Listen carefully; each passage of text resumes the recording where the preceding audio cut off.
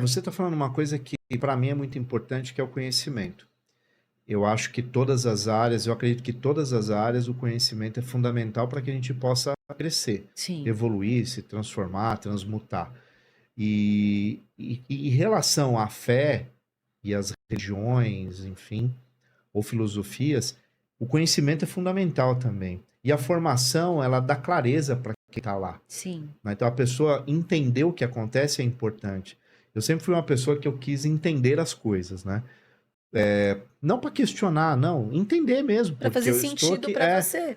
Sim. até, né? Por que que eu estou, é aquela velha máxima, por que que eu estudo isso, né? Então a gente precisa dar sentido para as Isso. coisas. E quando você propõe isso para as pessoas que ali estão, eu acho que elas são mais fortalecidas na fé por conta desse conhecimento, né? E eu acho isso sensacional. E esses cursos, Mãe Beth, são cursos focados em quais atividades?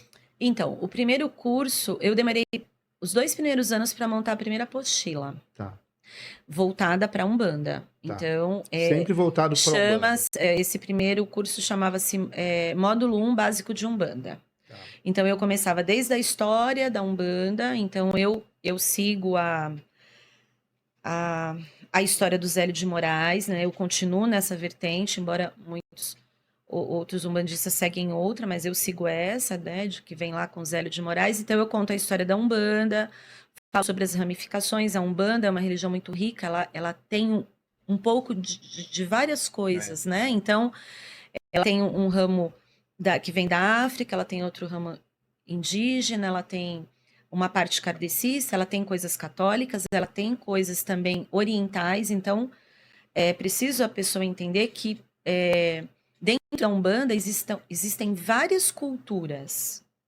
né? E eu acho que é por isso que, inclusive, os terreiros são diferentes. Isso que me encanta na Umbanda.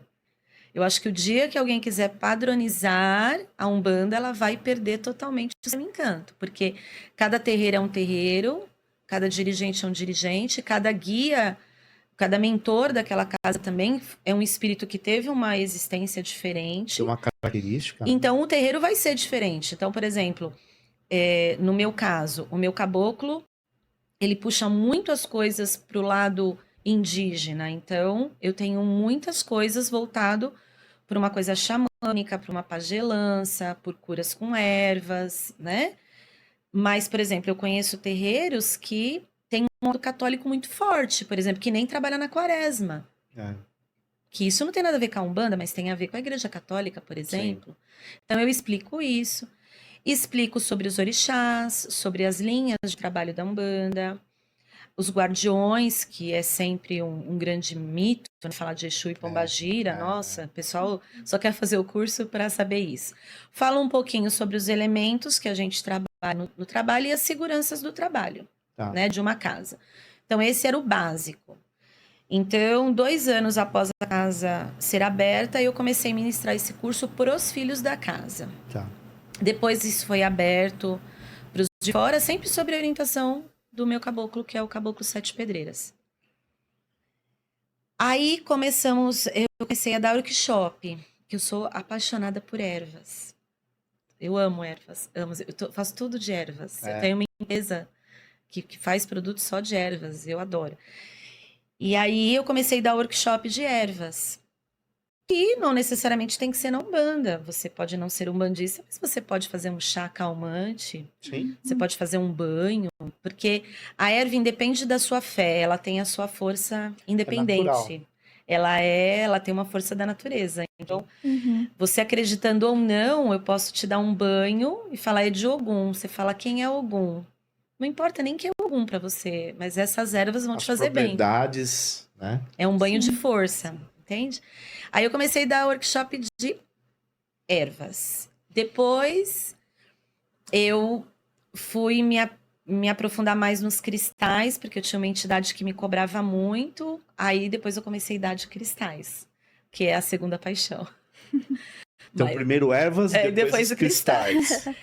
Aí, depois de que eu já estava no segundo local, porque eu comecei no primeiro, que era ali no Bom Sucesso, atrás do Shopping Tatuapé. Depois nós fomos para um outro de 200 metros. Aí lá, o terreiro já tinha de 4 para 5 anos. Eu tinha muita gente. O caboclo falou: olha, então agora nós vamos mudar. Para a pessoa poder trabalhar aqui, ela vai ter que fazer o curso.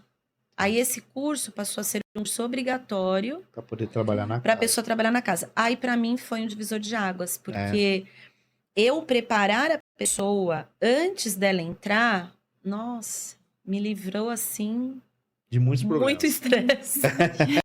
Muitos problemas. Muitos. Porque as pessoas são muito afoitas, né? E aí, às vezes, as pessoas já iam até desistindo no curso. E eu pego muito no pé, né? Porque eu falo que eu faço de tudo para a pessoa não entrar para a corrente.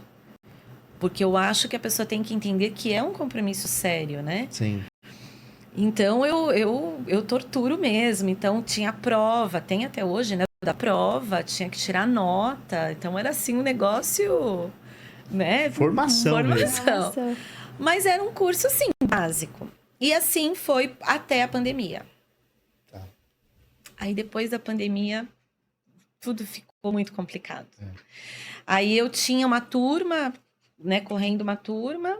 E aí, depois, esse curso virou módulo 2. O 2 seria aquele que já é da corrente. E aí, ele quer fazer outras perguntas. Por que que eu vejo tudo quando eu estou incorporado? Então, eu vou falar dos tipos de mediunidade, as provas que o médium passa. Então, esse módulo 2 seria um complemento do 1, mas para quem já está trabalhando. Como se fosse um módulo avançado, né? Isso, seria isso. Aí veio a pandemia, eu tinha 2 turmas rodando, eu não sabia nem mexer no computador, gente, eu sempre fui assim. Avessa a tecnologia. Nossa, e a casa não tinha Instagram, eu mal tinha o meu. Eu tinha já o canal no YouTube, porque um filho que falou: mãe, você precisa falar. E eu gosto de falar. Então, ele me gravava e eu falava, né? Mas eu ir mexer, eu postar.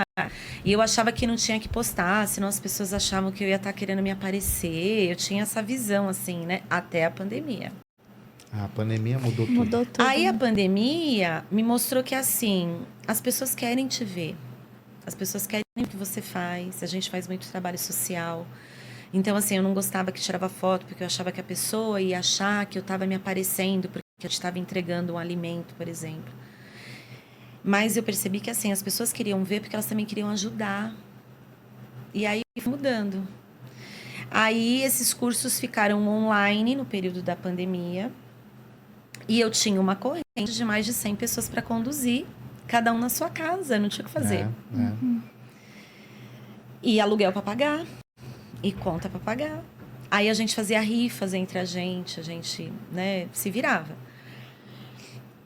E aí o que eu dava? Eu dava aula junto na época com as minhas mães pequenas, eu tinha 2 mães pequenas, a gente se dividia.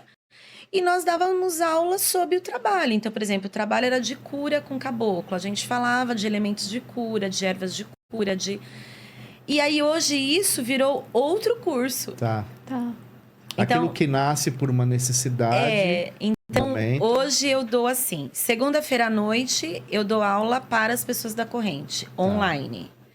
Chama Mediunidade Aplicada. A gente é chique, né? Porque aí eu dou aula sobre o que aconteceu sexta-feira no trabalho. Entendi. Né? Então, o que as entidades passaram, porque nós, na nossa casa, as obrigações passadas, elas são carbonadas. Então, eu tenho a cópia. Então, eu leio, não porque eu quero saber da vida das pessoas, mas eu leio para ver se o Cambone está anotando as obrigações direitinho, né? Se está tendo entendimento daquilo que está sendo passado. Então, eu leio todos esses papéis. E aí, isso vira uma aula de segunda-feira. Então, eu vou falar em que energia que o trabalho foi firmado, o que as entidades passaram, orientações das entidades, virou uma aula. De terça-feira à noite, eu dou aula do Evangelho. Porque a gente sempre estudou o Evangelho desde sempre. As casas que eu trabalhei também estudavam o Evangelho segundo o Espiritismo. Então, foi algo que eu acabei trazendo comigo. O caboclo também exige, ele fala que a prática moral está no estudo do Evangelho, então a gente segue, né? Até porque as entidades também falam muito do Evangelho, né? E aí, à noite, na terça-noite, eu dou aula do Evangelho que por causa da pandemia também virou online. E eu mantive online porque eu tenho muitas famílias, mães, né, que têm filhos, então elas ficam lá dando de comida e escutando. Enquanto Eu viro um isso- podcast também, né? Tá. Às vezes não abrem nem a câmera, elas estão ouvindo, né? Aí de quarta eu dou esse curso sobre Umbanda que hoje mudou. Eu mudei ele o ano passado. Hoje ele chama Despertando a Consciência Umbandista. Ele antes durava 4 meses, hoje ele dura 1 ano. Porque eu comecei a achar que 4 meses era pouco. As pessoas estavam muito fogo de palha. Voltei a ser presencial, esse curso é presencial. É na casa. É na no casa. espaço. Mas eu achava que a pessoa queria fazer o curso para entrar para corrente. E aí começou a me dar problema de novo. E aí eu dificultei mais. Hoje é 1 ano de curso para poder entrar. E aí eu dei uma ampliada aí nos temas, assim. Então, por isso que chama Despertando a Consciência Umbandista. Porque eu acho que é um despertar. Tá.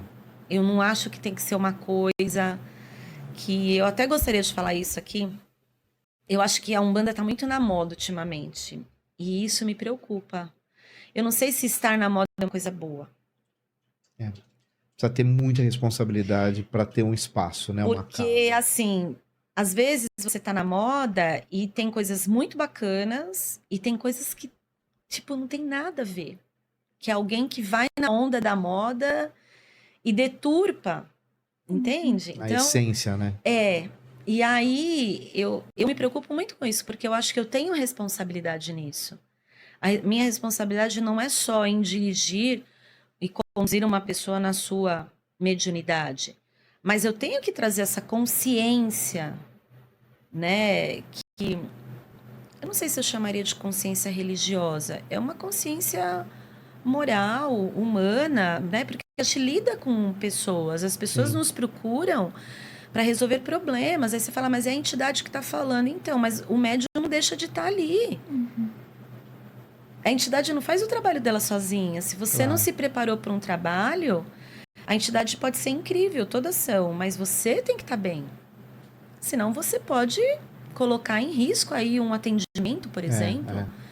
Então, eu tive uns problemas muito sérios no ano passado com algumas coisas da corrente e eu mudei o curso. Então, eu dou aula de segunda e terça online, na quarta presencial. Eu só tenho a quinta livre, porque agora eu tirei o módulo 2, então eu não tenho mais o módulo 2. E sexta-feira é o dia que a nossa casa trabalha, então de sexta-feira tem o trabalho. Sexta-noite. Sexta-noite.